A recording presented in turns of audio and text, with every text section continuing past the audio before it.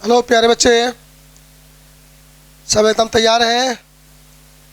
Exam तैयारी हो रही है अच्छी से। तो हम लोग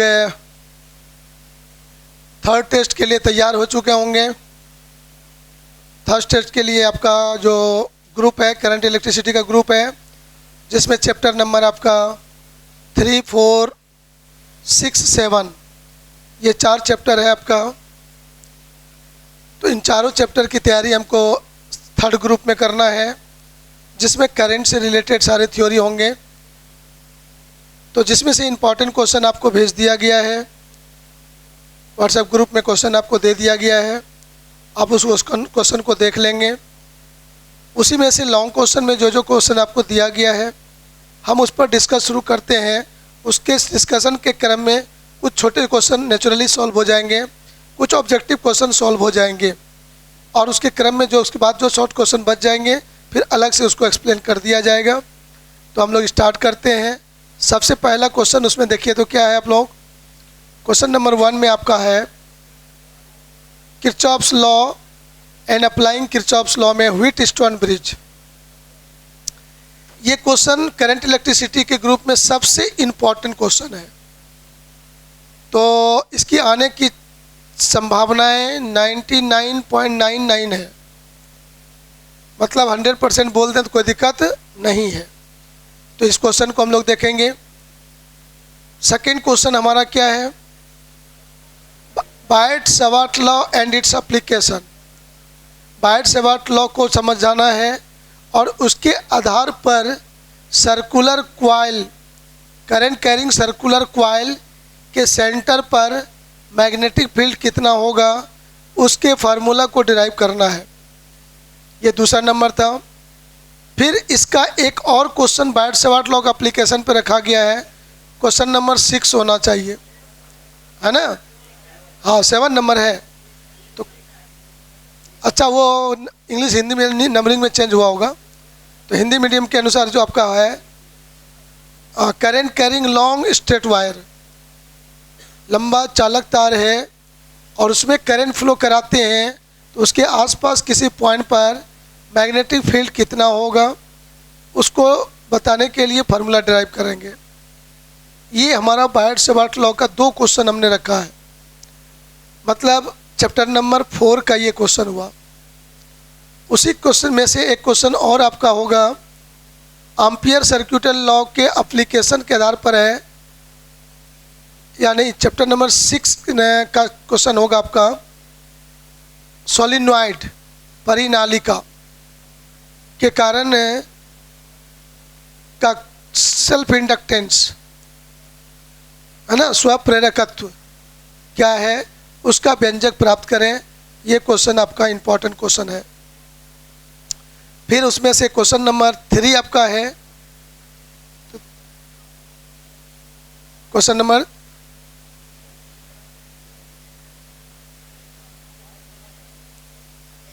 LCR के जस्ट पहले क्या है, ट्रांसफार्मर के पूरा सिद्धांत बनावट क्रिया को लिखें। यह क्वेश्चन आपको 5 मार्क्स में आए तो ठीक है, नहीं तो इससे 2 मार्क्स का क्वेश्चन तो प्रत्येक साल आता ही है। उसको डिराइव करेंगे तो 2 मार्क्स का क्वेश्चन 100% गारंटेड हो जाएगा, वो आपको आएगा। फिर हमारे पास एक क्वेश्चन होगा LCR series circuit. LCR series circuit में एक्सप्रेशन ज्ञात करना है करंट का, और उसमें एक वर्ड होता है इम्पीडेंस, प्रतिबाधा। इतने क्वेश्चंस को हम लोगों को फोकस करना है, डिस्कस करके आगे निकालना, राइट? तो चलिए हम लोग स्टेप बाय स्टेप शुरू करते हैं। तो सबसे पहला क्वेश्चन आपके सामने है,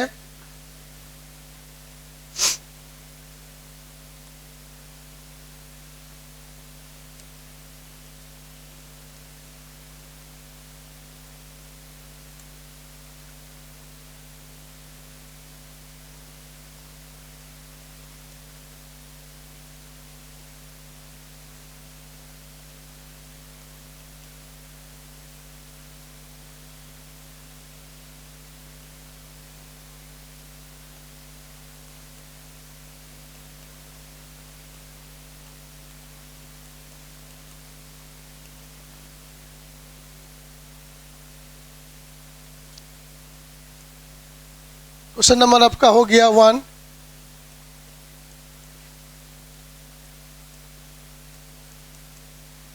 किरचॉफ्स लॉ एंड व्हीटस्टोन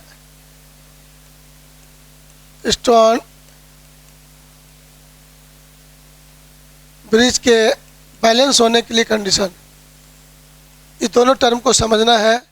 इसके अंदर बहुत सारे छोटे छोटे क्वेश्चन बनते हैं, ऑब्जेक्टिव बनते हैं।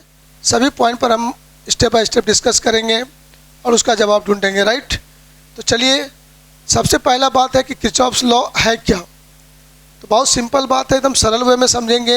इलेक्ट्रिक सर्किट, विद्युत परिपथ यदि सिंपल है, सरल विद्युत परिपथ है, तो वहाँ पर करंट पोटेंशियल डिफरेंस के बीच के रिलेशन को या उससे रिलेटेड प्रॉब्लम को हम लोग ओम्स लॉ से डिराइव कर लेते हैं। ओम्स लॉ को एक्सप्लेन करके हम लोग उसको यूज करके सॉल्व कर लेते हैं। लेकिन जहाँ कॉम्प्लेक्स इलेक्ट्रिक सर्किट हो, जटिल विद्युत परिपथ हो, वहाँ पर ओम्स लॉ हेल्प नहीं कर सकता है। वहाँ पर हमें किरचॉफ्स लॉ का उपयोग करना पड़ता है। तो सबसे पहली जानकारी कि कॉम्प्लेक्स इलेक्ट्रिक सर्किट में किरचॉफ्स लॉ यूज करके उसका अप्लाई करके हम लोग आसानी से करंट पोटेंशियल के बारे में जानकारी हासिल कर सकते हैं। अब उस किरचॉफ्स लॉ को दो पार्ट में बताया गया है, first law and second law. दोनों को एक साथ हम लोग समझना चाहेंगे कंपैरिजन करके। तो वो यहाँ पर हम लोग इधर गप करेंगे सेकेंड लॉ पर और इधर गप करेंगे फर्स्ट लॉ पर। किरचॉफ्स फर्स्ट लॉ क्या होगा, सेकेंड लॉ क्या है। किरचॉफ्स फर्स्ट लॉ को हम लोग जंक्शन लॉ कहते हैं। क्या कहते हैं, जंक्शन लॉ हम लोग कहते हैं। पॉइंट लॉ भी बोलते हैं, पॉइंट लॉ भी बोलते हैं हम लोग, मतलब। और करंट लॉ भी बोलते हैं। क्या बोलते हैं, करंट लॉ भी बोलते हैं इसको। पहला बात इसमें जानकारी के लिए है। सेकेंड लॉ को हम लोग कहते हैं लूप लॉ, लूप लॉ बोलते हैं। और वोल्टेज लॉ भी बोलते हैं। क्या बोलते हैं, वोल्टेज लॉ। अब यहाँ समझिए कि सेकेंड लॉ में फर्स्ट बात हुआ जानकारी कि किरचॉफ सेकेंड लॉ को लूप लॉ कहते हैं और फर्स्ट लॉ को जंक्शन लॉ कहते हैं, पॉइंट लॉ कहते हैं। मतलब फर्स्ट लॉ में मान लीजिए कि वायर का एक जाल बना है, नेट बना है। नेट समझने का मतलब माइंड को लेके चले जाइए आप अपने घर में जो मच्छरदानी लगाते हैं, बहुत सारा वायर उसमें एक दूसरे से जिग जैग रहता है। उसी तरह का एक नेट बना हुआ है वायर का। उसके किसी एक पॉइंट पर बात करें, उसी पॉइंट को हम लोग जंक्शन बोल रहे हैं।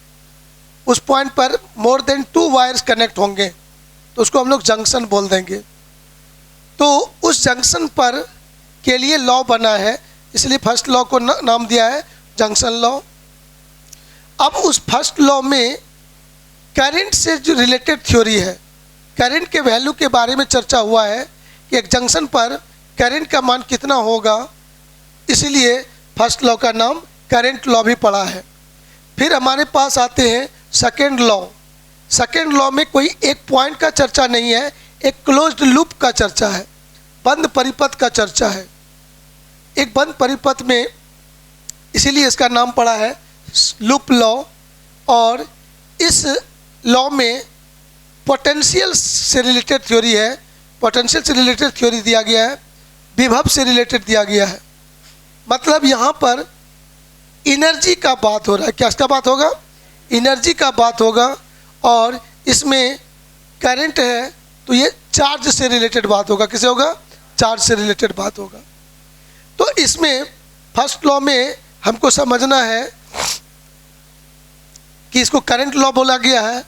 तो इसमें यह फर्स्ट लॉ ओबे करता है, फर्स्ट लॉ जो पालन करता है, ओबे करता है। किसका ओबे करता है, तो conservation of charge. Objective question पूछेगा आपसे, conservation of charge, conservation of charge का पालन करता है। आवेश का संरक्षण सिद्धांत, principle of conservation of charge को ओबे करता है। तो ऑब्जेक्टिव क्वेश्चन आया हुआ है दो बार कि किरचॉफ फर्स्ट लॉ किस सिद्धांत का पालन करता है। आवेश के संरक्षण सिद्धांत का पालन करता है, principle of conservation of charge को फॉलो करता है। इसमें क्या याद रखना है, इसमें याद रखना है कि ये जो पालन करता है, ये मैंने अभी कहा कि ये वोल्टेज वर्ड जो है वो एनर्जी से रिलेटेड है ना। वोल्टेज शब्द किससे रिलेटेड है, एनर्जी से। तो यह ऊर्जा संरक्षण सिद्धांत, principle of conservation of energy का से रिलेटेड है। कंजर्वेशन ऑफ एनर्जी को फॉलो करता है ये।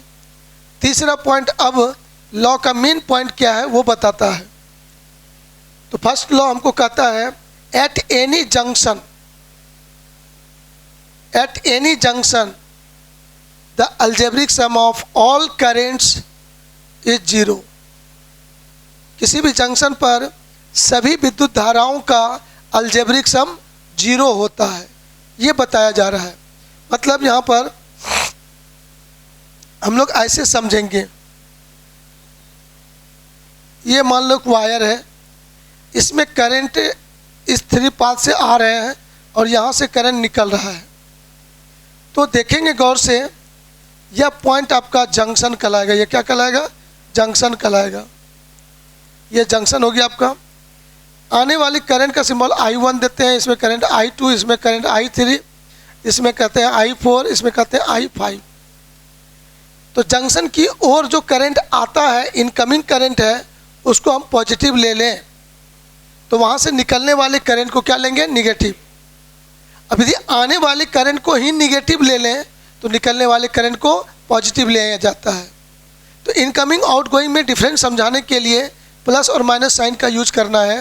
तो इनकमिंग करंट को हम लोग यहाँ पर ले लेते हैं पॉजिटिव, ये भी क्या हो जाएगा, पॉजिटिव, ये भी हो जाएगा पॉजिटिव, ये हो जाएगा निगेटिव, ये हो जाएगा निगेटिव। तो ये फर्स्ट लॉ कहता है समेशन आई सभी करंट का सम किसके बराबर होगा, जीरो के बराबर होता है। यही लाइन हमको लिखना भी पड़ेगा कि जब फर्स्ट लॉ कहता है तो फर्स्ट लॉ को जंक्शन लॉ, करंट लॉ कहते हैं। यह आवेश के संरक्षण सिद्धांत का पालन करता है और फर्स्ट लॉ के अनुसार वायर के नेट जाल के किसी जंक्शन पर टोटल करंट मतलब सभी धाराओं का अलजेब्रिक सम जीरो होता है। तो यहाँ पर हम लोग क्या कर सकेंगे, गौर से देखिएगा। इस स्टेटमेंट के अनुसार हम लोग यहाँ पर यूज कर पाएंगे कि सर I1 प्लस में होगा, I2 प्लस में होगा, I3 प्लस में होगा, I4 माइनस में होगा, I5 माइनस में होगा। अब ये सभी का अलजेब्रिक सम लेंगे, तो सबका अलजेब्रिक सम करेंगे। तो सबका अलजेब्रिक सम लेने के लिए सबको इस तरह से करके सबका अलजेब्रिक सम कर रहे हैं हम लोग, और ये सब किसके बराबर होता है, जीरो के बराबर। तो यहाँ से आप देखिएगा खूब अच्छा से, तो I1 plus I2 plus I3 और ये सब हो जाएगा उस पार में I4 प्लस I5। तो ये लाइन हमको बताएगा, एक नया रिजल्ट हमको दे रहा है ये लाइन, और ये लाइन हम बच्चों को बताने के लिए तैयार है। Total incoming current is equal to total outgoing current. इतना बात आपको लिख देना है इसमें। ये फर्स्ट लॉ में इतनी बातें हो गई समाप्त। अब हम लोग चलते हैं सेकेंड लॉ पर। सेकेंड लॉ में क्या हमको मेन जानना है, सेकेंड लॉ में हम लोग को जानना है, यहाँ पर कोई जंक्शन का बात नहीं हो रहा है, क्लोज्ड लूप का बात हो रहा है। क्लोज्ड लूप में कहा जाए कि यदि सेल है तो सेल जो सर्किट में करंट एनर्जी भेजेगा वही एनर्जी पूरा वर्क करने में खर्च हो जाएगा। तो इसी बात का यहाँ पर यूज किया गया है। तो कोई लूप का बात करें, बंद परिपथ का बात करें, तो उसमें अलग अलग ब्रांच होंगे, अलग अलग वायर होंगे, रेजिस्टेंस अलग अलग होंगे। तो कहा कि जितने भी ब्रांच होता है सभी ब्रांच में, सभी शाखा में करंट और रेजिस्टेंस के गुणनफल प्रोडक्ट का जो अलजेब्रिक सम होगा वह उस क्लोज सर्किट में टोटल ईएमएफ के बराबर होगा। जितना भी ब्रांच आपको वहाँ दिखेगा, सभी ब्रांच में दो चीज़ का प्रोडक्ट लेंगे। किसका किसका? करंट और रेजिस्टेंस का प्रोडक्ट लेंगे सभी ब्रांच में, और सभी का अलजेब्रिक सम लेंगे। अलजेब्रिक सम लेंगे तो उसका जो रिजल्ट आएगा वह उस सर्किट में जो भी सेल होगा, सेल का टोटल ईएमएफ के बराबर होगा। यही है second law. Algebraic sum of all in all branch the product of current and resistance is equal to the total EMF in that circuit। अब यहाँ पर से इसको जानने के लिए हम कह सकते हैं कि summation of I into R is equal to, हम लोग कह देंगे सर टोटल EMF। क्या बोलेंगे? टोटल ईएमएफ कुल विद्युत वाहक बल के बराबर होता है। यही उनका मेन बातें हैं सेकेंड लॉ में। यदि लैंग्वेज भूल जाइए तो इतना सा लिख दीजिए, आपको नंबर मिल जाएगा। अब इसके लिए एक सर्किट का ज़रूरत है सर। एक सर्किट हमारे पास है,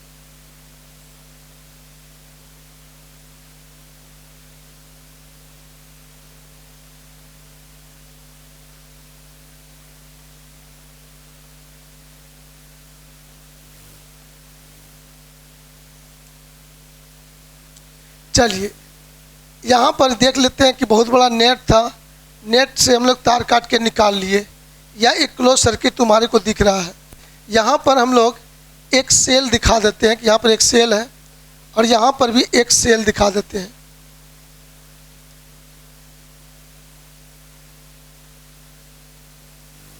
ये सेल जो दिखाए इधर प्लस दिखा देंगे, इसको माइनस। यहाँ पर सेल का ईएमएफ मान लीजिए E1, और यहाँ पर प्लस माइनस दिखा दीजिए। यहाँ सेल का ईएमएफ कर दीजिए E2। ये रेजिस्टेंस R1, इसका रेजिस्टेंस R2, इसका रेजिस्टेंस R3, इसका रेजिस्टेंस R4, हम लोग ऐसा दिखा देंगे। तो यहाँ पर हमको देखना था क्या कि सर इसमें करंट क्या फ्लो हो रहा है। तो मान लो इसमें करंट इधर फ्लो हो रहा है I1, इसमें करंट फ्लो हो रहा है मान लेते हैं I2, इसमें करंट फ्लो हो रहा है मान लेते हैं I3, और इसमें करंट फ्लो हो रहा है मान लो I4। 100% सही है। करंट जो इस समय वायर में मैंने दिखाया है, थोड़े जो यहाँ पर सेल है खाली उसी का प्रभाव है। इधर जो तार जुटल है पूरा नेट है, उधर बाहरों में तो सेल हो सकता है, उसके प्रभाव से इससे क्लोज सर्किट में करंट फ्लो हो रहा है। वायर का एक जाल है, नेट है, उस नेट में एक क्लोज्ड सर्किट का मैंने कल्पना किया। उसमें जो करंट कहीं दिख रहा है, जहाँ भी करंट फ्लो हो रहा है, वह करंट सिर्फ इसी सेल के प्रभाव से नहीं है, वो बाहरी सेल के प्रभाव से भी फ्लो हो रहा है। ऐसे ही हमारी सोच होगी। तो ऐसी स्थिति में हम प्यारे बच्चों यहाँ पर क्या क्या प्लानिंग करेंगे। सबसे कहा गया पहली बात कि सर करंट को पॉजिटिव निगेटिव चुनना है। तो यदि क्लॉकवाइज करंट होगा तो उसको हम लोग पॉजिटिव लेंगे, और जो एंटी क्लॉकवाइज करंट होगा उसको हम लोग निगेटिव लेंगे। यह हमारे अंदर का सोच होना चाहिए। तो इस पर सोच पर हम लोग काम करेंगे। ये बातें फिक्स्ड बात है। इसके अनुसार अब बताइए I1 पॉजिटिव लेंगे कि negative? I1 positive, I2 positive, I3 negative, I4 positive हो जाएगा। I4 पॉजिटिव होगा क्लॉकवाइज।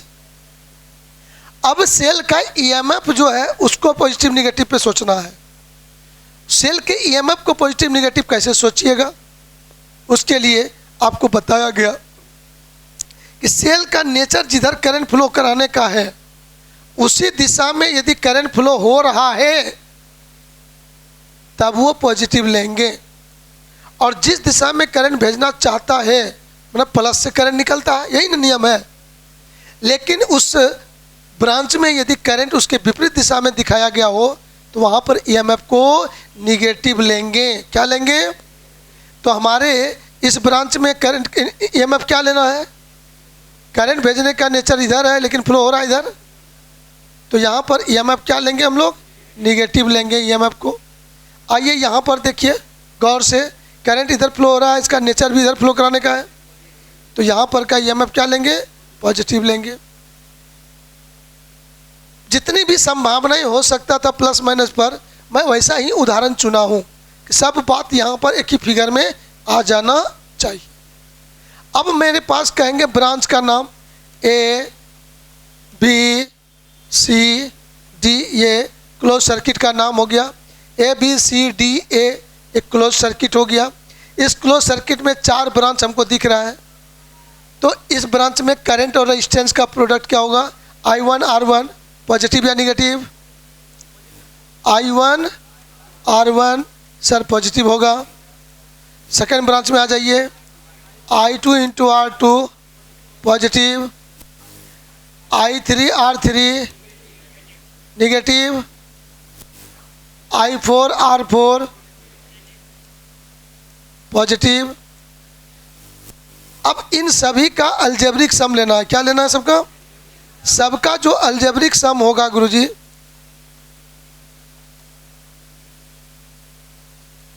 सबका अलजेब्रिक सम हम लोग को लेना है, और ये सब अलजेब्रिक सम टोटल ईएमएफ के बराबर होगा।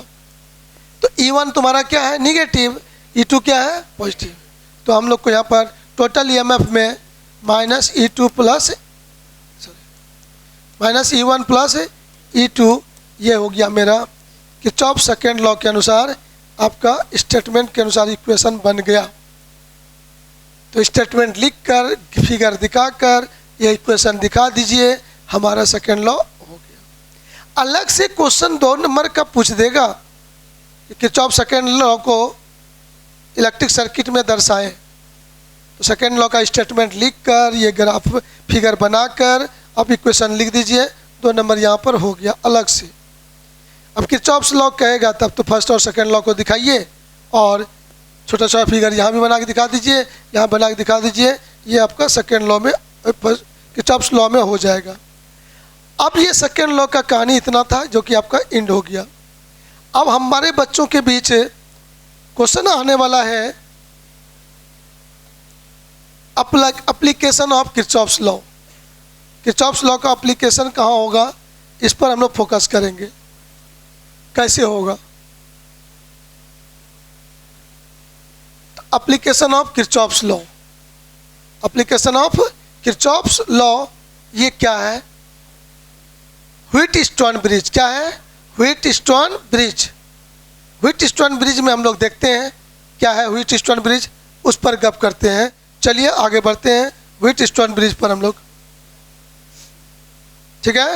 Yes sir. हाँ जल्दी जल्दी ले लीजिए फोटो, स्क्रीनशॉट लीजिए, फोटो ने।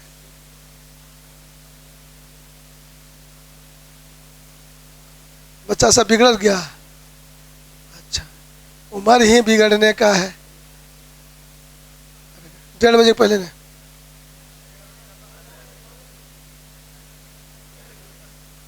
वो समोसा मिलेगा, लास्ट में मिल जाएगा।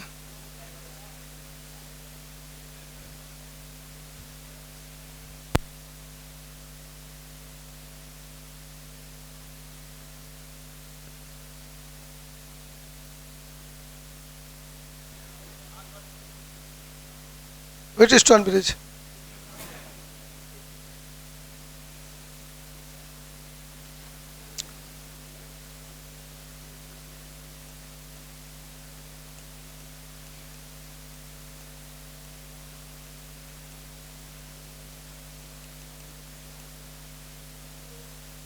पूछेगा व्हीटस्टोन ब्रिज क्या है?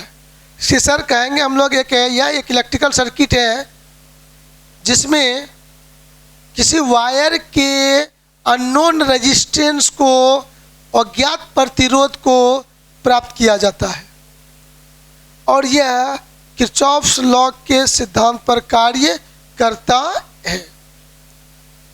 इसमें 4 गो चालक तार होता है, 4 वायर्स होते हैं, जिसमें से 3 वायर्स का रेजिस्टेंस हमें पता होता है और 1/4 जो होता है उसका रेजिस्टेंस हम लोग नहीं जानते हैं।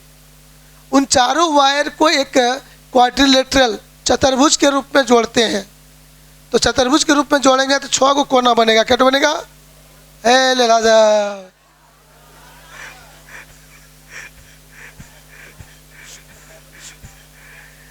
चार कोना होता है। कितना होता है? तो 2 विपरीत कोना के बीच, 2 अपोजिट वर्टेक्स के बीच एक गैल्वेनोमीटर जोड़ेंगे। क्या जोड़ेंगे? बाकी जो 2 कोना बचेगा, रेस्ट 2 कॉर्नर्स जो होंगे उस कॉर्नर के बीच एक सेल जोड़ते हैं। इस प्रकार का जो अरेंजमेंट है उसी को कहते हैं व्हीटस्टोन ब्रिज। इस व्हीटस्टोन ब्रिज में 2 तरह की बातें होती है, संतुलित व्हीटस्टोन ब्रिज और असंतुलित व्हीटस्टोन ब्रिज। असंतुलित व्हीटस्टोन ब्रिज उसमें कहेंगे कि जब सर्किट कंप्लीट हो जाए, स्विच ऑन कर दें और उसमें गैल्वेनोमीटर से कुछ करंट फ्लो हो जाए।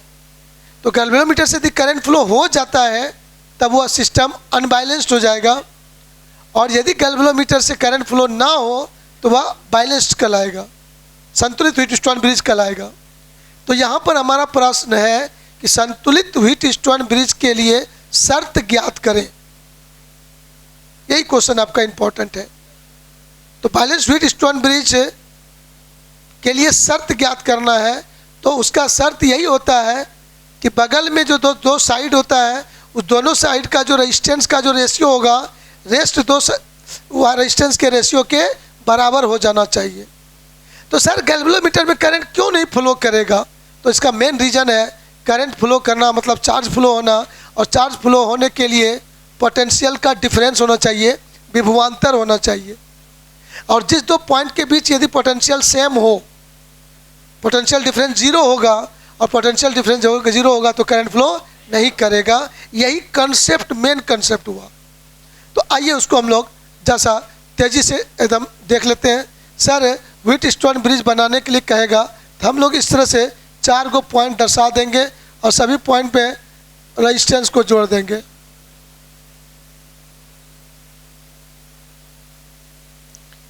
एकदम ये सब क्वेश्चन आता है तो गिफ्ट में आपको नंबर मिलेगा।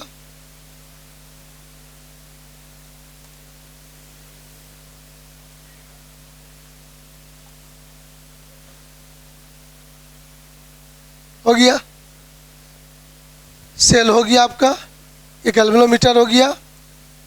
इसका रेजिस्टेंस मान लीजिए P, इसका मान लीजिए Q, इसका मान लीजिए और इसका मान लीजिए S। यही S है अननोन। अज्ञात चालक तार का प्रतिरोध यही है अननोन, अज्ञात है ये। अब सेल जोड़ दिए, जैसे स्विच ऑन करते हैं तो गैल्वेनोमीटर यदि है IG,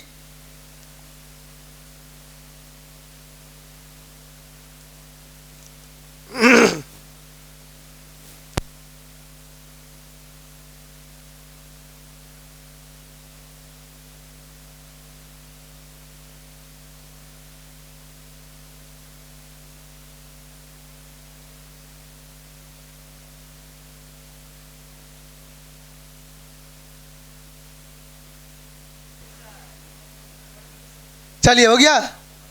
तो बातें आप लोगों ने देखा यहाँ पर। अब यहाँ पर देखेंगे सर, ये जो गैल्वेनोमीटर है इससे जो करंट फ्लो होता है उसका सिंबल क्या मान लेते हैं? IG। उसी IG का मान बाद में हम लोग 0 कर देंगे। तो जैसे उसको 0 करेंगे तो कह देंगे सिस्टम बैलेंस्ड हुआ। मतलब IG का मान 0 होने के लिए इस पॉइंट का नाम देते हैं A, B, C और D दे देते हैं, और यहाँ पर कुछ देते हैं MN दे दीजिए आप। ये 2 पॉइंट का नाम MN दे दीजिए, सर्किट लिखने में सहूलियत होता है। तो सर IG का मान 0 होने का मतलब B पॉइंट और D पॉइंट के बीच पोटेंशियल डिफरेंस 0 होना चाहिए। मतलब B पॉइंट और D पॉइंट, और B और D पॉइंट पर पोटेंशियल सेम होगा तो करंट फ्लो नहीं करेगा। तो मान प्यारे बच्चों, अब ये सर्किट सेल है, ये सेल उसमें करंट भेजना शुरू करेगा। सपोज करें मेन करंट I हुआ, ये करंट हमारा A जंक्शन तक पहुंचा, लेकिन जैसे यहाँ पर होगा किरचॉफ फर्स्ट लॉ अप्लाई होगा। किसका अप्लाई होगा? फर्स्ट लॉ अप्लाई करके हम लोग करंट के बारे में सोचें। तो मान लेते हैं इसमें करंट फ्लो हुआ I1, इसमें करंट फ्लो हुआ I2। तो फर्स्ट लॉ कहता है I equal to I1 plus I2, total incoming current equal to total outgoing current. ये कंसेप्ट अप्लाई कर लिया जंक्शन ए पर। अब ये करंट बी पॉइंट पर पहुंचेगा I1 और ये I2 करंट डी पर पहुंचेगा। चलिए विचार करते हैं। ये करंट यहाँ पर पहुंचेगा और फिर ये करंट यहाँ जैसे बी पर पहुंचेगा, फिर उसको वहाँ दो रास्ते नज़र आएंगे। ये दो रास्ते नज़र आएंगे तो यहाँ पर फिर करंट का बंटवारा हो जाएगा दोनों में। तो ये करंट I1 यहाँ तक पहुँचा और I1 में IG घटा लेंगे। I1 माइनस IG करंट इसमें फ्लो हो जाएगा।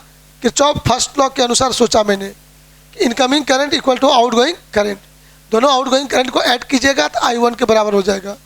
फिर वो करंट हमारा यहाँ तक पहुँचेगा और ये IG यहाँ पहुँचेगा और जंक्शन डी पर ये करंट इनकमिंग ये दोनों मिलकर आउटगोइंग हो जाएगा। तो आउटगोइंग हो जाएगा तो यहाँ पर हो जाएगा सर I2 प्लस IG हो जाएगा सर। अब फिर जंक्शन सी पर ये दोनों इनकमिंग करंट होगा आउटगोइंग होगा, यहाँ हो जाएगा सर I1 प्लस I2 बराबर हो जाएगा I। वही I करंट यहाँ चलेगा, यहाँ आ जाएगा। तो सेल जितना सर्किट में करंट भेजा उतना उसको फिर से मिल जाता है। तो ये तुम्हारा आपका कंसेप्ट हो गया। इस तरह से करंट का डिस्ट्रीब्यूशन हुआ। फर्स्ट लॉ का अप्लाई हो चुका, फर्स्ट लॉ अप्लाई करके करंट का डिस्ट्रीब्यूशन होता है। सेकेंड लॉ में अप्लाई करना है तो सेकेंड लॉ अप्लाई करने के लिए आपको क्लोज्ड लूप खोजना पड़ेगा। तो बताइए, तो यो जो फिगर आपको व्हीटस्टोन ब्रिज का मिला है इसमें कितने क्लोज्ड लूप बन सकते हैं?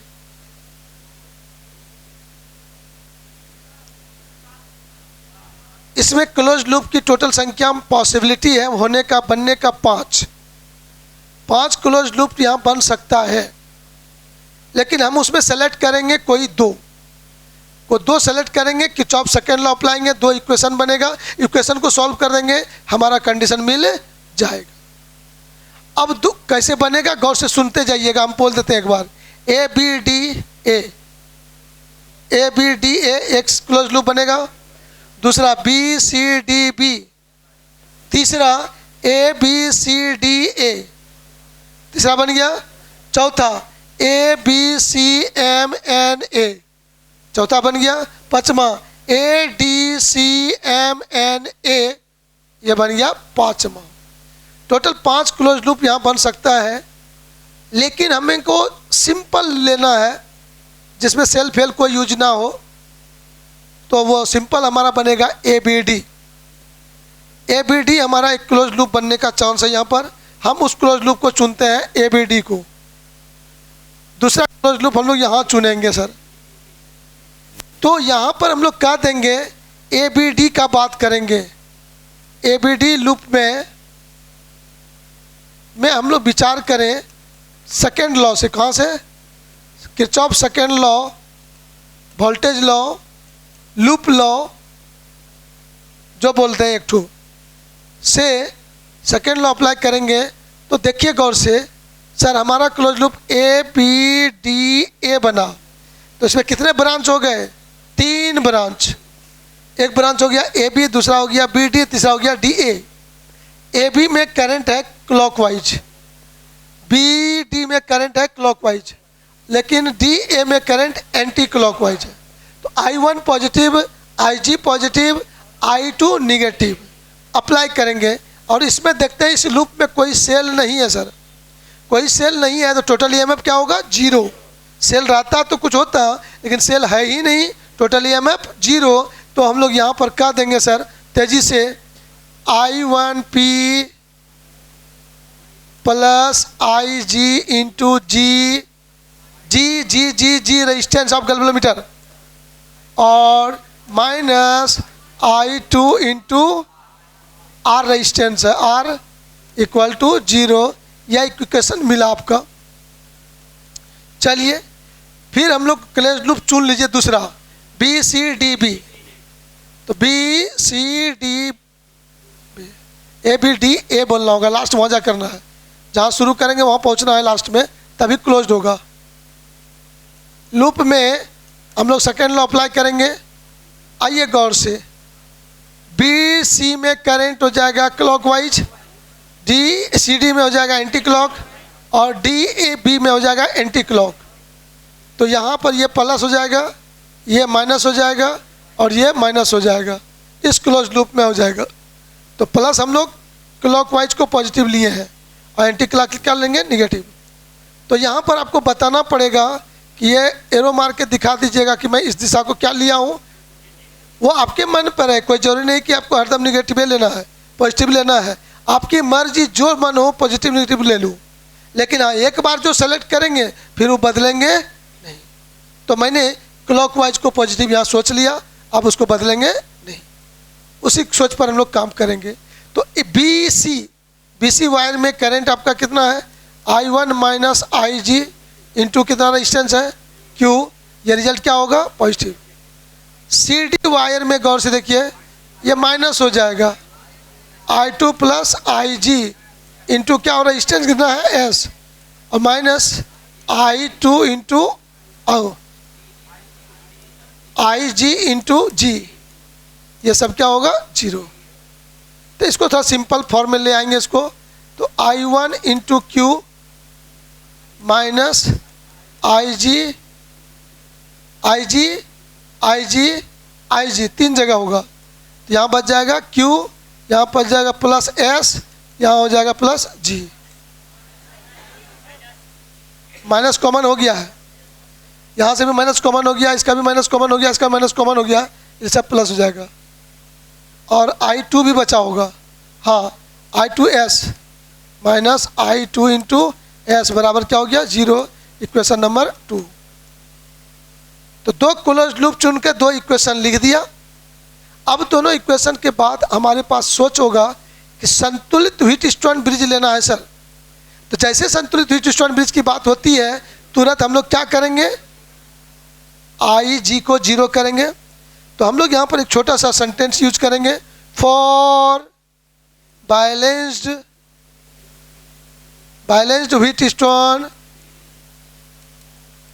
Wheatstone bridge. तो प्यारे बच्चों, हम लोग यहाँ पर कहने के लिए तैयार हैं आई जी इक्वल टू 0। क्या कह दोगे बाबू, आई जी इक्वल टू 0। तो फ्रॉम इक्वेशन 1 से क्या कहोगे आप लोग, I1P is equal to I2 into R. तो यहाँ से हो जाएगा sir I1 by I2 equal to P by R. यह एक इक्वेशन नंबर 3 बन गया आपका, समझ गए होंगे। हाँ सर, ये IG 0 हो गया, तो इसको भूल गया मैंने। I1P minus I2 into are बराबर 0, तो ये इक्वेशन निकल गया। अब इक्वेशन नंबर आप 2 का यूज कीजिएगा, तो ये पूरा टर्म आपका इस बार गायब हो जाएगा।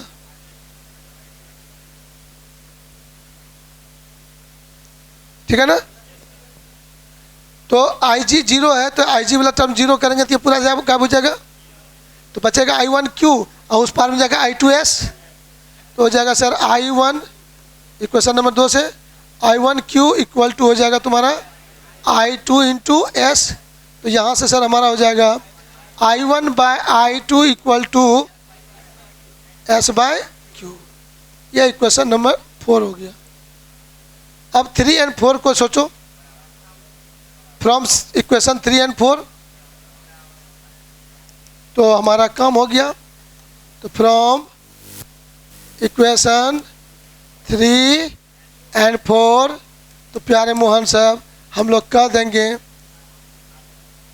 P by R equal to S by Q, P by R equal to S by Q.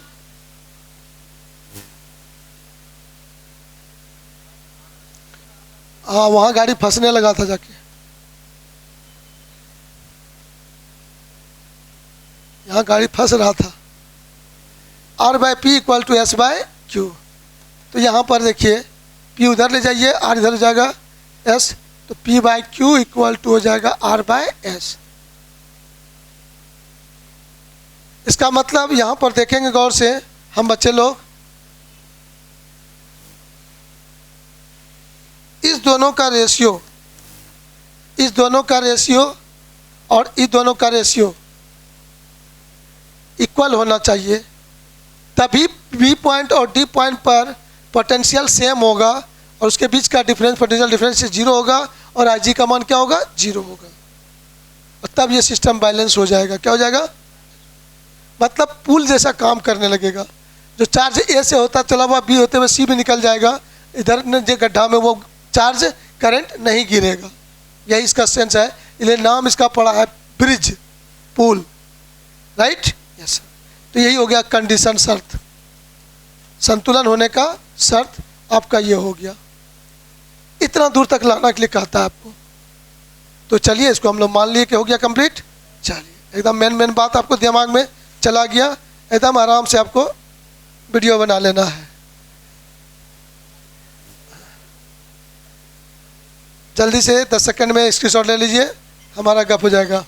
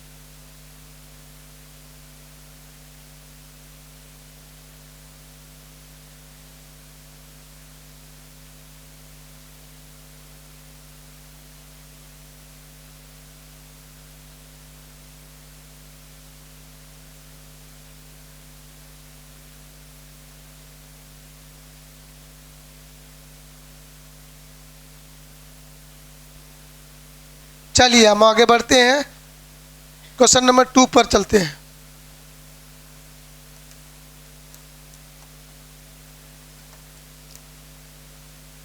यहां पर हमारा है बायट-सेवर्ट law.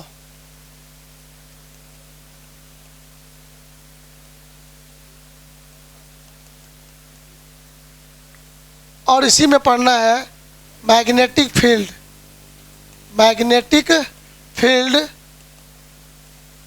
Due to circular coil बोले या लूप बोले, पहले हम बोलेंगे लूप, उसके बाद बोलेंगे कॉइल, ये बातें हैं। तो सर बायट-सेवर्ट लॉ क्या है? कहा बायट और सेवर्ट ये दोनों अलग अलग साइंटिस्ट थे, दोनों ने मिलकर एक्सपेरिमेंट किया था और इन्होंने दोनों ने मिलकर आपको बताया है कि सर कोई भी वायर है, उस वायर में जब हम करंट फ्लो कराते हैं तो उस वायर के आस सराउंडिंग में मैग्नेटिक फील्ड उत्पन्न होता है। तो उस वायर से कुछ दूरी पर एक पॉइंट चुनेंगे, तो उस पॉइंट पर मैग्नेटिक फील्ड का वैल्यू कितना होगा। तो बायट और सेवर्ट ने पूरे वायर के कारण नहीं बताया, उन्होंने पूरे वायर को स्मॉल पार्ट में डिस्ट्रीब्यूट कर दिया और एक छोटे से इस पार्ट को हम लोग कहते हैं करंट एलिमेंट। क्या बोलेंगे? उस करंट एलिमेंट के कारण किसी पॉइंट पर उन्होंने मैग्नेटिक फील्ड के बारे में बताया और उन्होंने अपने एक्सपेरिमेंट के आधार पर बताने का उन्होंने कोशिश किया कि मान लीजिए कि हमारे पास एक वायर है, इस तरह का एक वायर है, इस वायर में करंट फ्लो हो रहा है, इस दिशा में करंट फ्लो हो रहा है, तो इस वायर का एक छोटा सा टुकड़ा कट कर लिया जाए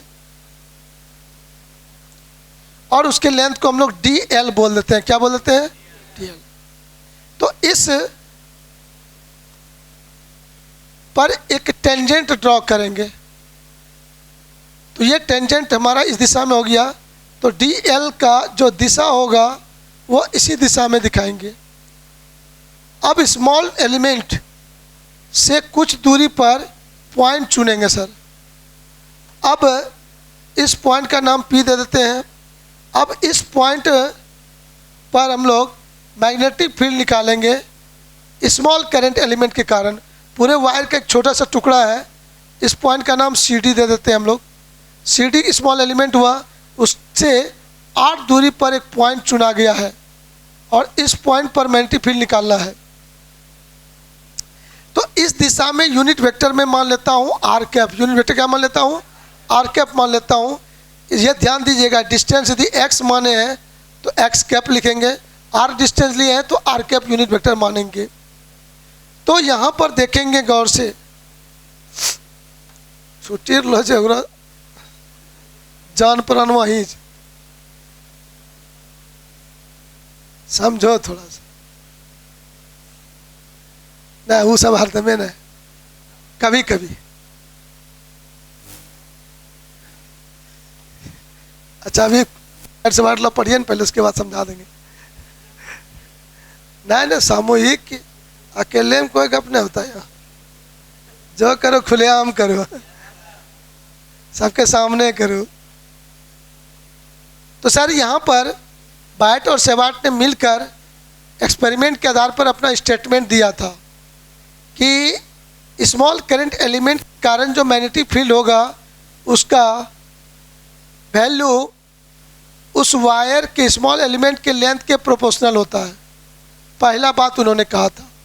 इसी में सेंटेंस लिखेंगे, और यह नहीं सेंटेंस लिखने का मन है तो फिगर में जो जो चीज़ आपने बोला फिगर के बारे में 2 लाइन लिख दीजिए और यहाँ डायरेक्ट लिखिए पहला नंबर में DB प्रोपोर्शनल टू DL। दूसरा बात डायरेक्ट बोलिए कि DB proportional to I current, I current, I के प्रोपोर्शनल। I का मान बढ़ा के देखा तो DB का मान भी बढ़ने लगा, तो ये कहा उन्होंने। तीसरा बात उन्होंने कहा कि ये जो थीटा का साइन लेते हैं, करंट एलिमेंट में जो करंट का डायरेक्शन होगा वो और यूनिट वेक्टर जो मानेंगे पॉइंट P को मिलाने वाला लाइन, उस दोनों के बीच का एंगल कितना है? थीटा। तो उस थीटा का साइन लेते हैं तो साइन के प्रोपोर्शनल होते हैं।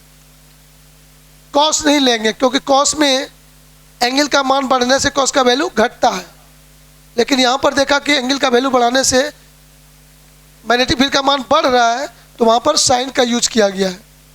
फिर चौथा बात उन्होंने कहा डिस्टेंस, ये डिस्टेंस जितना नज़दीक रखता है देखा तो उतना मैग्नेटिक फील्ड बड़ा बना, जैसे जैसे दूर ले गया तो मैग्नेटिक फील्ड घटने लगा, घटा थोड़ा थोड़ा नहीं तेज़ी से घटा।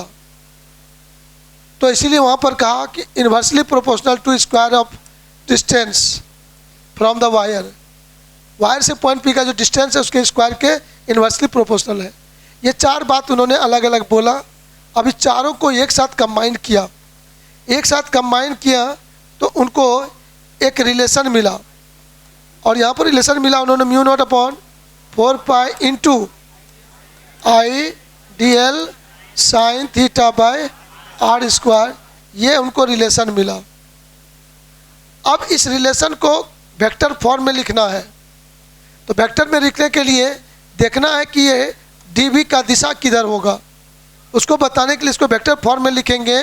तो वेक्टर फॉर्म में लिखने के लिए हम मान लेते हैं कि यह DB का दिशा इस पॉइंट P के किधर भी है, परपेंडिकुलर है।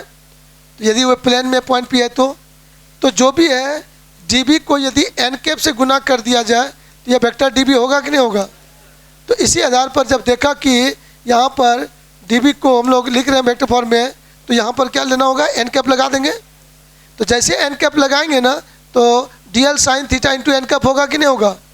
तो यहाँ पर DL sine theta n cap जो होगा ये बताता है vector DL cross R cap.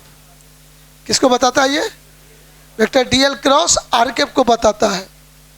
तो ये DL क्रॉस R कैप यहाँ पर आ जाता है, तो हो जाएगा mu naught upon 4 pi into I vector DL cross R cap. Cross product आ गया, अपने आप साइन खत्म हो गया। बाय क्या लेंगे हम लोग? R स्क्वायर लेंगे। ये इसी को हम लोग कहते हैं बायट-सेवर्ट लॉ। क्या कहते हैं? हाँ, बायट-सेवर्ट लॉ है। खाली इसमें लिख देंगे जहाँ म्यू नॉट क्या है। म्यू नॉट क्या है सबको पता है ना? हाँ, फ्री स्पेस का परमिएबिलिटी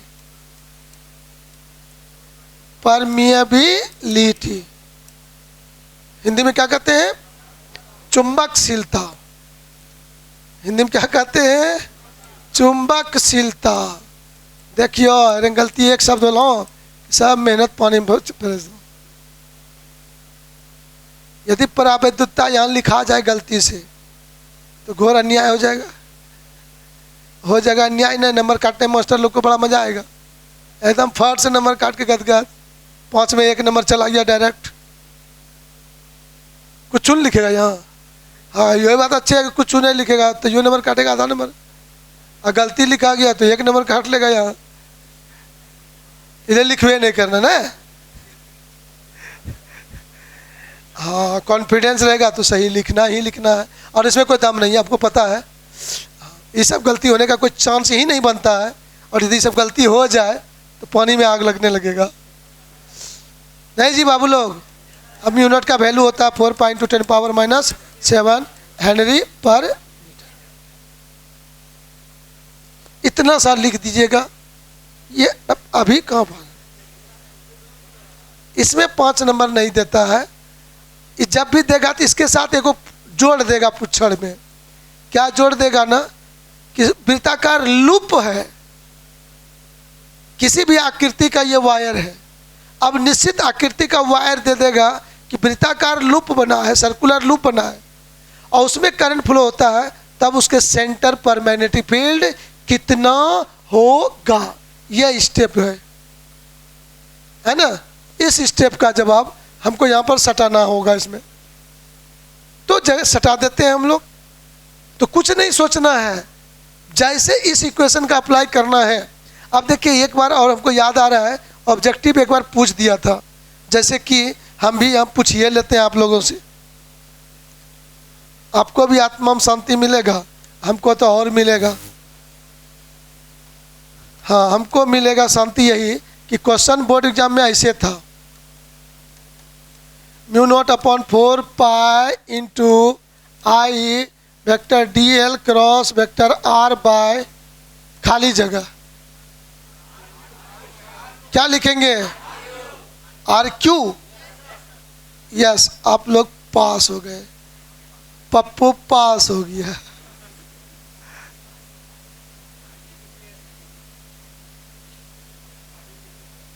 तो किन्हीं बच्चों को क्वेश्चन है मन में? संतुष्ट है 100%? चलिए, ये सब आप लोग यस यस बोल रहे हैं इतना तेजी से, तो हम बहुत खुश हो रहे हैं मन में। हम बहुत अंदर से खुश हो रहे हैं। हाँ ये सब तैयार है बच्चा लोग का मेरा। वाह, तब तो निश्चित रूप से VIP मार्क्स आएगा। यही करंट इलेक्ट्रिसिटी में बच्चा लोग आके लटकता है, और बच्चा लोग खुश है, मतलब अब कोई दिक्कत नहीं है। चलिए,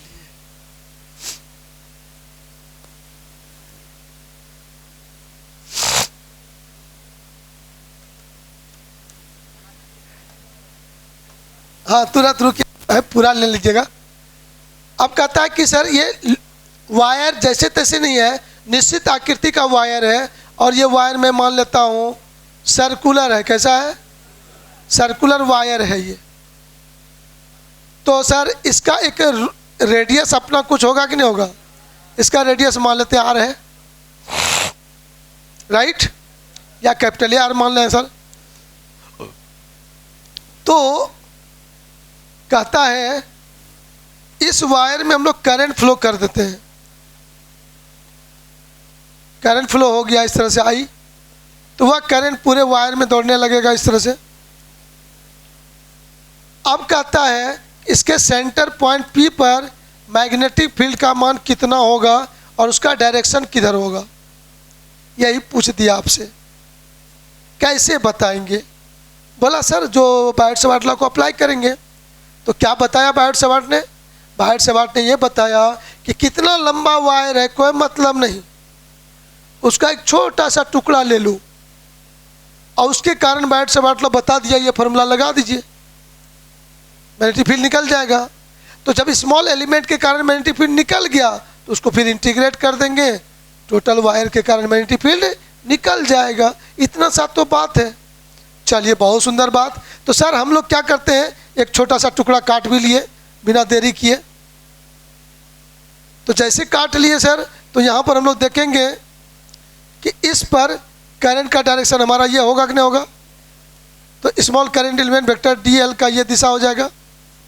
अब यदि पूरे वायर को हम लोग काट लिए, ये सी डी रिमूव दे दिए नाम, तो सी से डी का जो लेंथ है वह लेंथ तुम्हारा क्या हो जाएगा, ये स्मॉल डी एल हो जाएगा, राइट। तो सर पूरे वायर का लेंथ कितना होगा, सरकमफ्रेंस। सरकमफ्रेंस क्या हो जाएगा, सरकमफ्रेंस एल इक्वल टू क्या कहिएगा, 2 पाई आर। मतलब एल कब होगा, डी एल का इंटीग्रेशन आ जाएगा तो हो जाएगा एल, और ये एल बराबर हो गया 2 पाई आर। यदि रेडियस बड़ी आर देंगे, यहाँ बड़ी आर लिखना होगा बाबू, इसमें ध्यान दीजिएगा। यहाँ पर हम लोग करेंगे, ठीक है। अब ये बताइए, ये एंगल तो अपने मन से चुन लेंगे कि नहीं। हाँ सर, ये एंगल चुनना हम लोगों के बस में है, और ये एंगल कन्फर्म है कितना होगा। तो फार्मूला में जो थीटा यूज करते थे वो थीटा यहाँ 90 डिग्री हमको मिल गया। तो इस दिशा में यूनिट वेक्टर, अब देखिए स्मॉल आर ही दीजिए, तो स्मॉल आर ही दीजिए, तो यूनिट वेक्टर यहाँ आर के आप लिख देंगे आराम से। तो अब सर मैग्नेटिक फील्ड कैसे निकला है, तो मैग्नेटिक फील्ड के लिए फार्मूला हम लोग पढ़िए लिए थे, dB बराबर mu naught upon 4 pi into I D L sine theta by R square. तो सर यहाँ पर साइन थीटा को हटा के क्या लिख देंगे, 90 लिख देंगे। साइन 90, तो ये टर्म क्या हो गया, 1 हो गया आपका। 1 जैसे हो गया तब हमारा हो गया dB बराबर mu naught into I D L by 4 pi R square. तो टोटल मैग्नेटिक फील्ड B बराबर integration of dB। Integration of dB करने के लिए तो हम लोग इंटीग्रेट कर देते हैं, तो mu naught upon 4 pi, constant out, current I constant बाहर, आर स्क्वायर भी बाहर, सिर्फ बदलेगा तुम्हारा dl।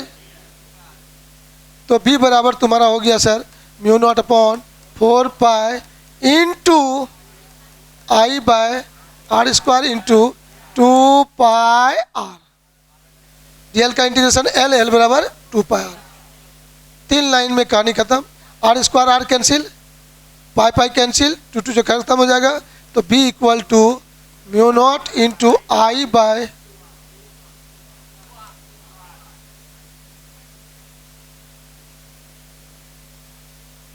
सर्कुलर कॉइल के कारण, सर्कुलर लूप के कारण मैग्नेटिक फील्ड आपका निकल गया।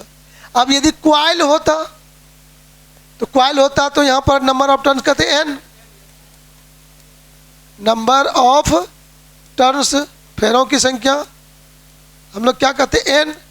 तो कॉइल के कारण मैग्नेटिक फील्ड कहता, तो इसमें क्या करते, तो अच्छे चेंज हो जाता, mu naught into I into n bye 2r, बस चेंज हो जाता बात।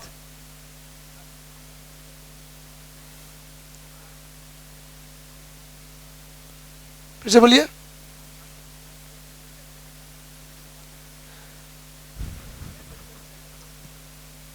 इस वायर का अधिक से अधिक लेंथ कितना होने का चांस है, पूरा लेंथ है ना लेना है।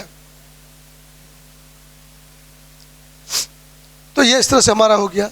अब जब फाइनली निकला फार्मूला, तो इसमें ऑब्जेक्टिव पूछ देगा आपको प्यार से, कहेगा सर्कुलर कॉइल के केंद्र पर मैग्नेटिक फील्ड डिपेंड करता है उसके रेडियस के प्रोपोर्शनल होता है, इन्वर्सली प्रोपोर्शनल होता है।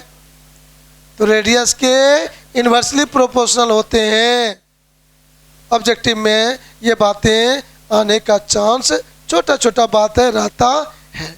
तो सर ये तो हुआ कि मैग्नेटिक फील्ड का मैग्नीट्यूड बता दिया आपने। सर ये मैग्नेटिक फील्ड का डायरेक्शन किधर होगा, तो डायरेक्शन बताने के लिए हमारा रिस्पॉन्सिबल टर्म ये है, vector dl cross R cap. तो आर कैप तुम्हारा इस दिशा में है कि नहीं है, dl तुम्हारा इस दिशा में है कि नहीं है। अब कहेगा कि sir DL cross R cap cross product आप समझते हैं तो छूम अंतर, नहीं समझते हैं तो फिर झाल बजाना होगा। तो डीएल क्रॉस आर कैप है तो इस दिशा में रोटेट होगा सर। तो डीएल क्रॉस आर कैप यहाँ पर जो होगा यह हुआ एंटी क्लॉकवाइज, और यदि एंटी क्लॉकवाइज हुआ तो मैग्नेटिक फील्ड आउटवर्ड, क्या बोलेंगे, आउटवर्ड। क्लॉकवाइज में इनवर्ड, एंटी क्लॉकवाइज में आउटवर्ड। तो यहाँ पर मैग्नेटिक फील्ड जो होगा वो आउटवर्ड होगा, क्या होगा, outward, perpendicular to the plane and passing through its centre. इस लूप के सेंटर से पास करेगा मैग्नेटिक फील्ड और प्लेन के परपेंडिकुलर आउटवर्ड होगा, और वो मैग्नेटिक फील्ड हम स्ट्रेट होगा। कैसा होगा, स्ट्रेट। स्ट्रेट वायर में मैग्नेटिक फील्ड सर्कुलर, और सर्कुलर वायर में magnetic field straight. Objective question, right, yes sir. तो ये था आपका वायर यदि सर्कल है तब। कहता यहां से लेकर अनंत लंबा तार है, इनफाइनाइट लेंथ का है, इनफाइनाइट लेंथ का है, तब उसके अगल बगल कोई बिंदु रहेगा तो मैग्नेटिक फील्ड कितना होगा। तो सर सोचने में कोई अंतर नहीं सर, यही स्टेप है, स्टेप और दूसरा होने का कोई चांस नहीं।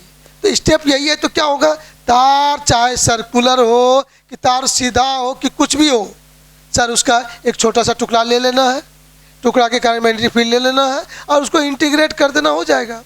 बस यही ध्यान रखना है कि उस इंटीग्रेशन करते समय ओनली वन वेरिएबल होना चाहिए। यदि ओनली वन वेरिएबल हमको मिल जाता है, जैसे यहाँ पर ओनली वन वेरिएबल क्या है तुम्हारा, डीएल है, बाकी ये सारे टर्म तुम्हारा कांस्टेंट था, तो बाहर निकाल दिया, इसको इंटीग्रेट करके लिख दिया, सॉल्व कर दिया, मेरा आंसर हो गया। अब यदि सर लंबा वायर है तो क्या वहाँ भी एक ही वेरिएबल होगा, हो सकता है हो भी जाए, हो सकता है नहीं भी हो। तो लगले हाथ उसको देख लेते हैं हम लोग, ब्रेक देने का कोई ज़रूरत नहीं, ब्रेक देंगे तो गड़बड़ा जाएगा, लिंक फेल हो जाएगा। तो अभी साथ ही साथ हो जाएगा, एक काम कंप्लीट हो जाएगा, तब हमारा यदि कोई भाई बंधु स्क्रीनशॉट भी लेने के मूड में है तो झपझप ले लीजिए, फिर पेज पलट देंगे, राइट, जल्दी जल्दी ले लीजिए, देरी नहीं कीजिएगा।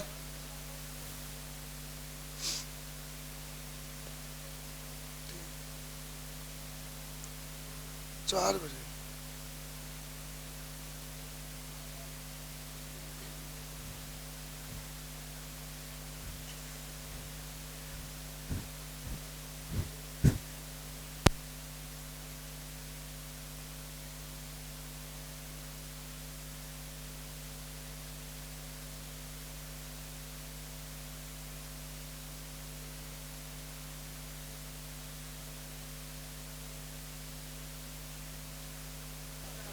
चलिए।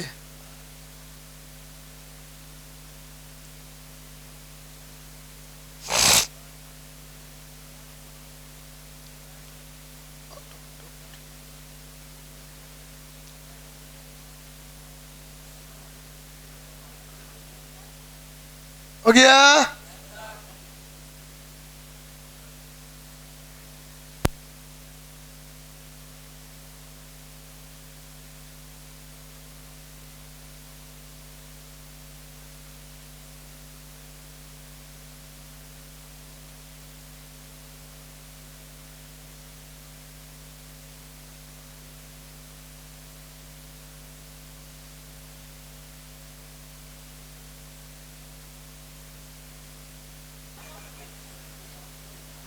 चलिए रेडी।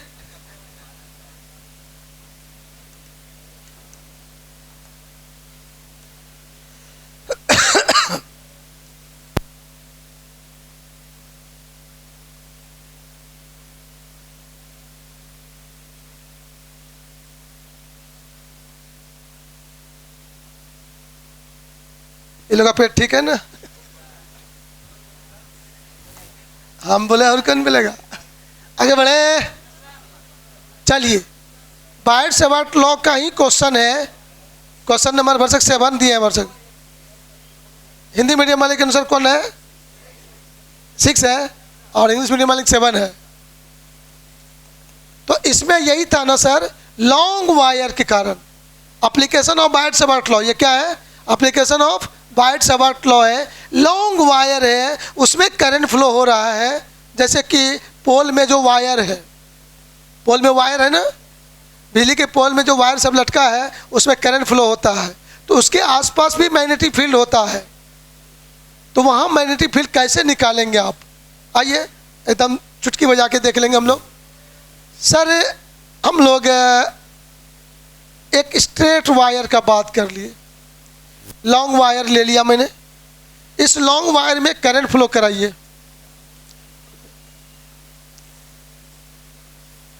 पर्दा खींच दो।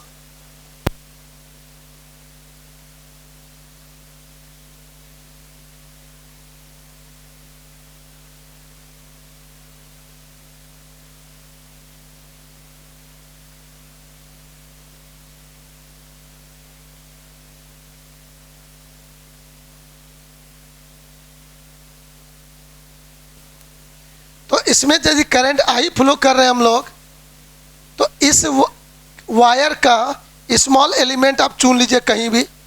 सर हम लोग यहाँ पर स्मॉल एलिमेंट कलेक्ट कर लेते हैं, CD इसका नाम हम लोग चुन लेते थे इसमें, लेकिन जो करंट फ्लो होगा तो वो डायरेक्शन तो यही होगा।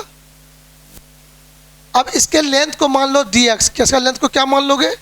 dx मान लेते हैं लेंथ, और कोई ना कोई पॉइंट यहाँ पर चुन लेते हैं, इस पॉइंट का नाम O देते हैं। इस पॉइंट से, या थोड़ा और लंबा कीजिए, इस पॉइंट से R दूरी पर कैपिटल R ले लो, कैपिटल R डिस्टेंस पर एक पॉइंट है, इस पॉइंट पर मैग्नेटिक फील्ड हमको निकालना है, B निकालना है। तो लॉन्ग वायर है, उससे R डिस्टेंस पर पॉइंट P चुन लिया आपने। अब इस पॉइंट से इस स्मॉल एलिमेंट का जो डिस्टेंस है, उस डिस्टेंस को आप मान लो x, कितना डिस्टेंस मान लोगे इसको? x डिस्टेंस मान लो, और इस स्मॉल एलिमेंट का लेंथ भी क्या मान लिया? dx।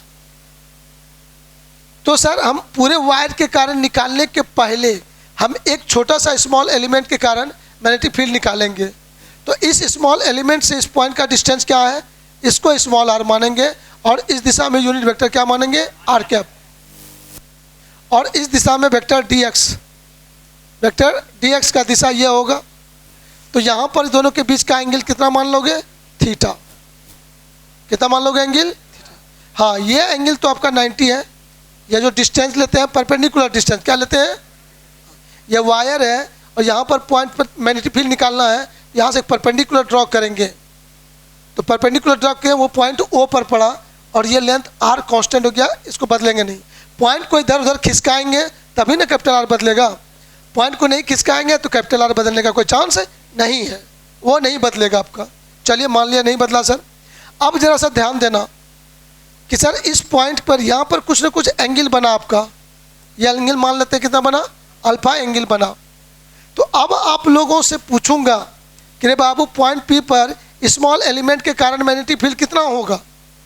तो स्मॉल एलिमेंट के कारण, किसके कारण? Small current element, small current element का नाम फिगर में क्या है? CD। CD के कारण, ड्यू टू CD है ना, के कारण मैग्नेटिक फील्ड, मैग्नेटिक फील्ड आपका जो होगा उसको आप मान लोगे वेक्टर dB। क्या बोलोगे? तो आप लोग को पूछूंगा वेक्टर dB बराबर कितना, तो आप लोग क्या दोगे? वेक्टर dB बराबर μ0/4 पाई IDX।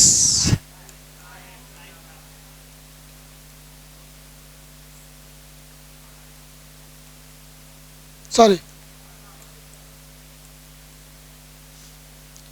स्मॉल एलिमेंट से पॉइंट की दूरी, स्मॉल एलिमेंट से पॉइंट की दूरी, स्मॉल एलिमेंट से पॉइंट की दूरी, small r, not capital R।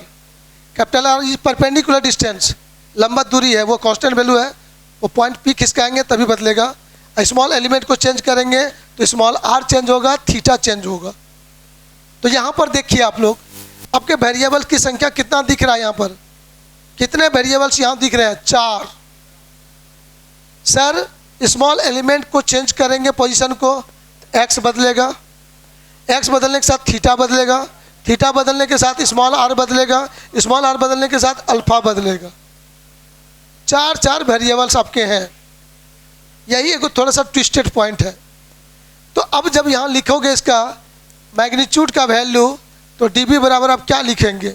μ0/4 pi into I into dx into sine theta by R square.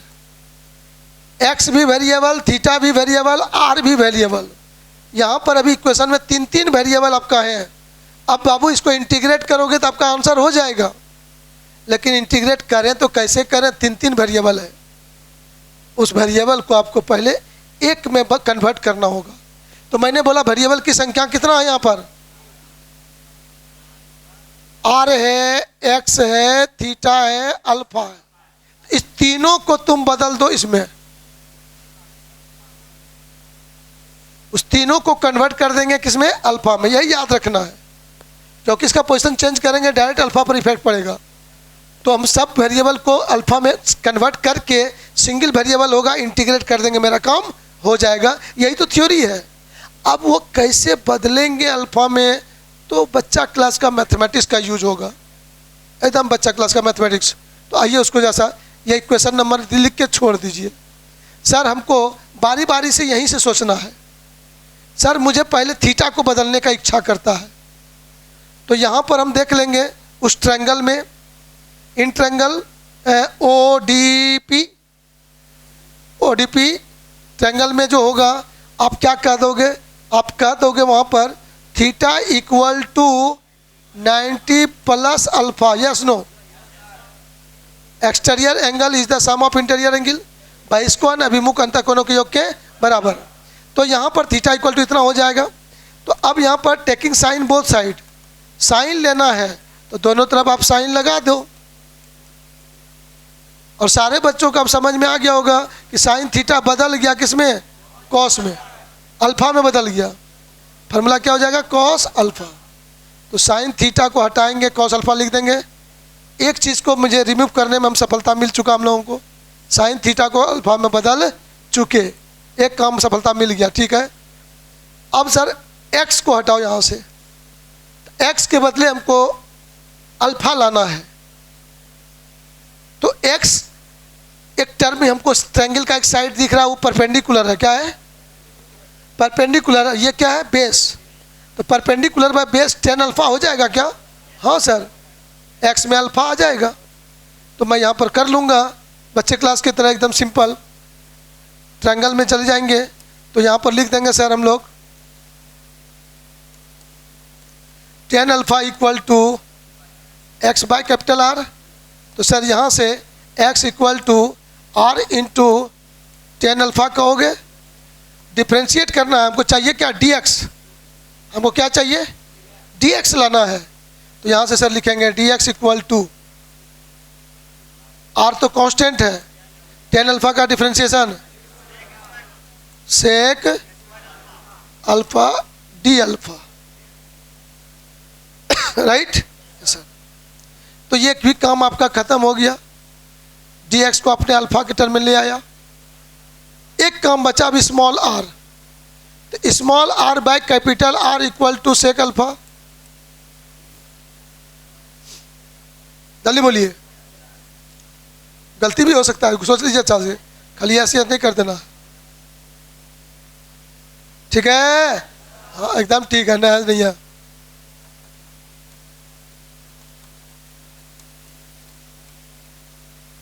Sir यहाँ आर नहीं चाहिए हमको, स्क्वायर चाहिए। स्क्वायर भी करके ना बैठेंगे।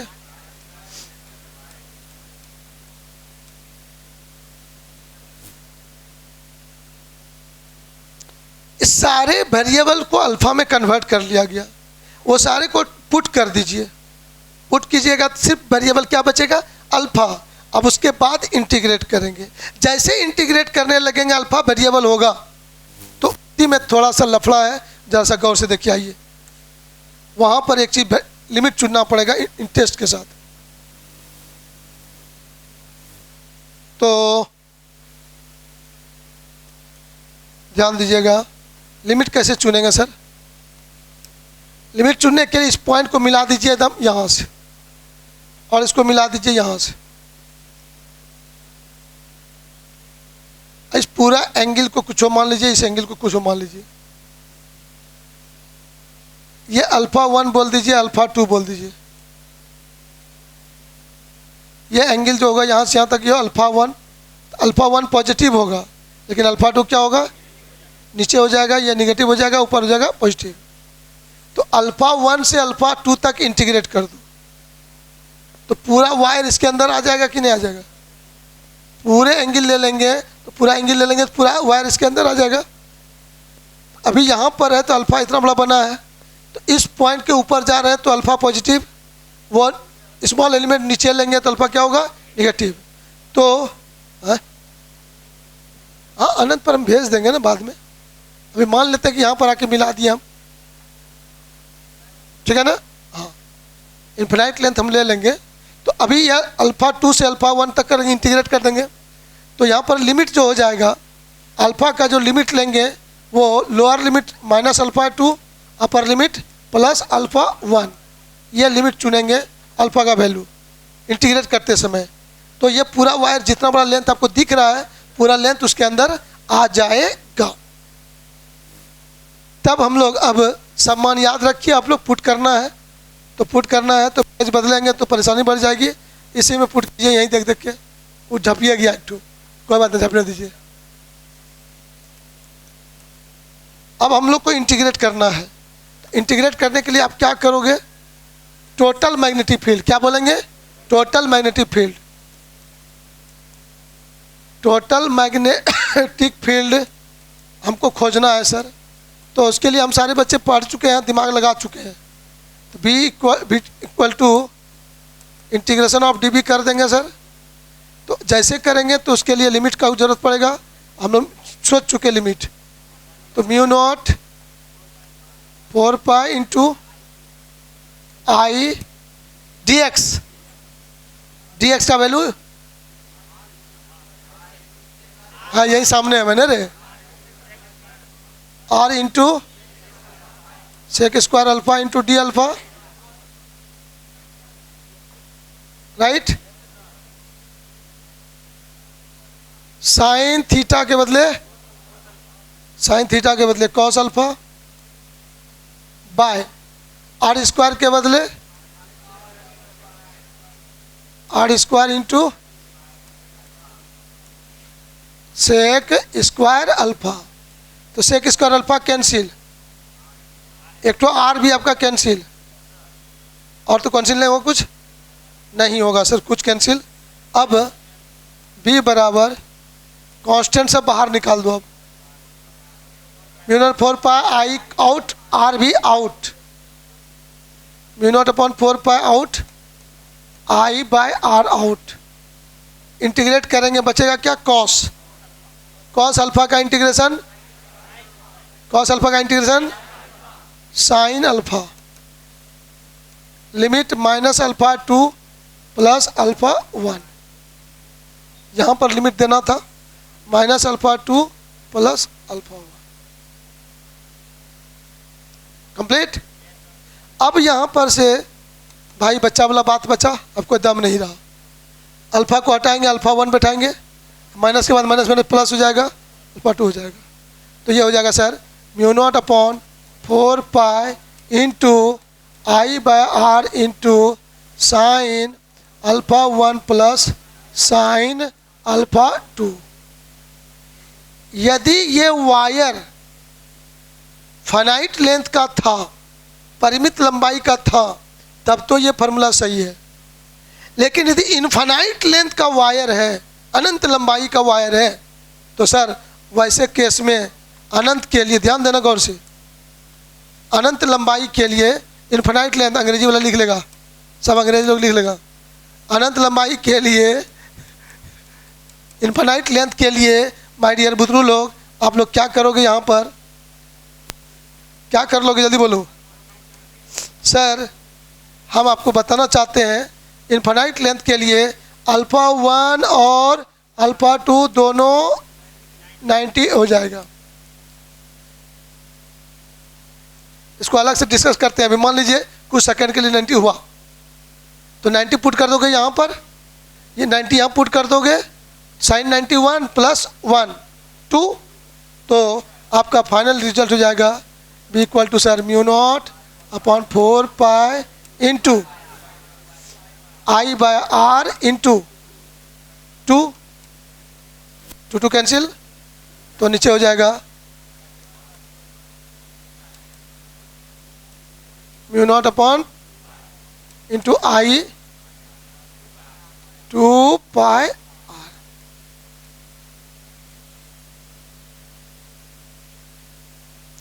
म्यू नॉट इंटू आई बटे 2 pi R, mu naught into I बटे 2 पाई आर।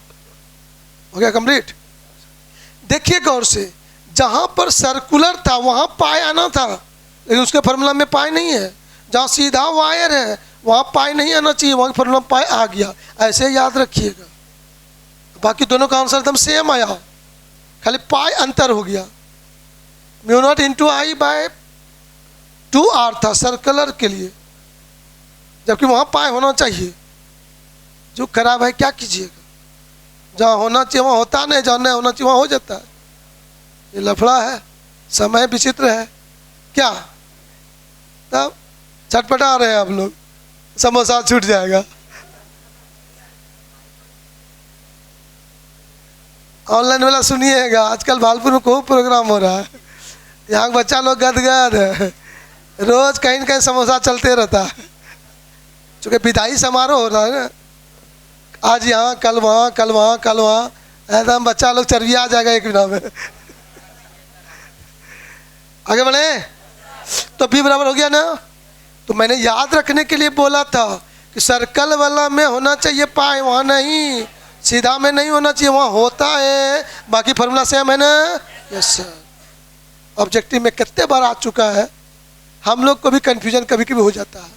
इसलिए बुद्धिया याद रखें ऐसे, आप लोग भी ऐसे नहीं याद रखिए। जहाँ होना चाहिए वहाँ नहीं होगा, जहाँ नहीं होना चाहिए वहाँ होगा।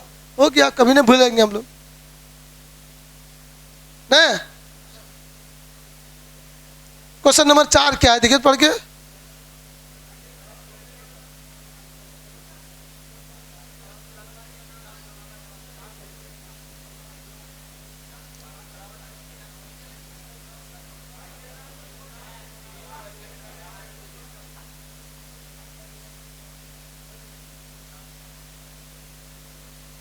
हाँ, इसका स्क्रीनशॉट मेरे डियर बच्चा लोग लेंगे। डियर बच्चा लोग ले लो बाबू।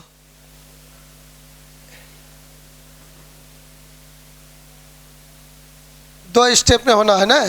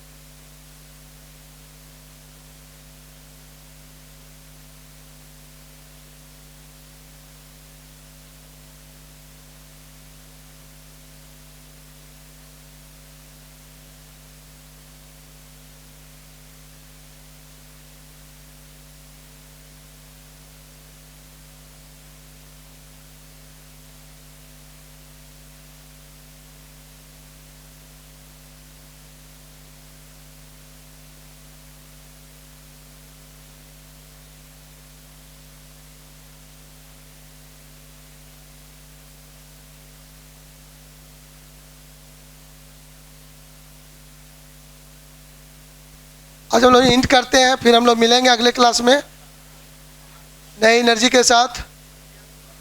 कुछ लॉन्ग क्वेश्चन अभी बचे हैं और फिर कुछ अभी शॉर्ट क्वेश्चन पर डिस्कस करना है। तो हम लोग अभी 2 क्लास करेंगे और लंबा लंबा। तो अगले दिन आप लोग एकदम राइट टाइम पे तैयार हो जाइएगा। उसको कंप्लीट करना। रेडी? Okay bye.